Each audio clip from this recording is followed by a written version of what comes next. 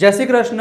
ધોરણ 10 આવતીકાલનું ગુજરાતીનું પેપર તમારે કઈ રીતના લખવાનું, ચલો ફટાફટ આવી જાઓ, હું તમને અહીંયા બતાવી દઉં. તો સૌથી પહેલા વિભાગ એ, અહીંયા તમે આ રીતના સરસ મજાનું વાદળ કરી શકો છો. એના પછી તમારે અહીંયા લાઈન બનાવવી હોય તો લાઈન બનાવી શકો છો. જવાબ 1, જવાબ 2 તમારે આ રીતના સરસ મજાનું લખવાનું છે. અહીંયા જોડકા, અહીંયા ખાલી જગ્યા એવું તમારે લખવું હોય તો લખી શકો છો. અક્ષર સરસ મજાના કાઢવાના છે. પ્રેઝન્ટેશન.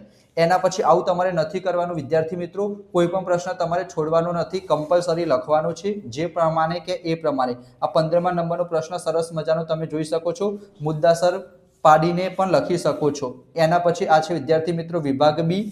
એના પણ તમે જોઈ શકો છો. અહીંયા જવાબ 30, જવાબ 31 એ તમે અહીંયા વચ્ચે પણ લખી શકો છો. આન્સર લખવું હોય તો પણ લખી શકાય. એના પછી આ છે વિદ્યાર્થી મિત્રો વિભાગ સી. સરસ મજાનું પ્રેઝન્ટેશન છે. આ રીતના તમારે કાલનું પેપર લખવાનું છે. અને જો આપણે વિભાગ ડી ની વાત કરીએ તો અહીંયા વિદ્યાર્થી મિત્રો તમે જોઈ શકો છો, આ વિચાર વિસ્તાર છે. એક પેજમાં લખવાનો, 4 માર્ક્સમાં પૂછાશે. એના પછી આ છે વિદ્યાર્થી મિત્રો અહેવાલ. એ પણ તમારે એક પેજમાં મિનિમમ લખવાનો છે. એના પછી સંક્ષિપ્તીકરણ, આટલું બધું નથી લખવાનું, તમારે માત્ર 5 થી 6 લાઈન લખવાની છે. અહીંયા તમારે શીર્ષક લખવાનું. એના પછી વિદ્યાર્થી મિત્રો આ છે તમારો નિબંધ હશે. નવા પેજ ઉપર આપણે લખીશું. મિનિમમ 2 થી 2.5 પેજનો આપણે નિબંધ લખીશું. બરાબર.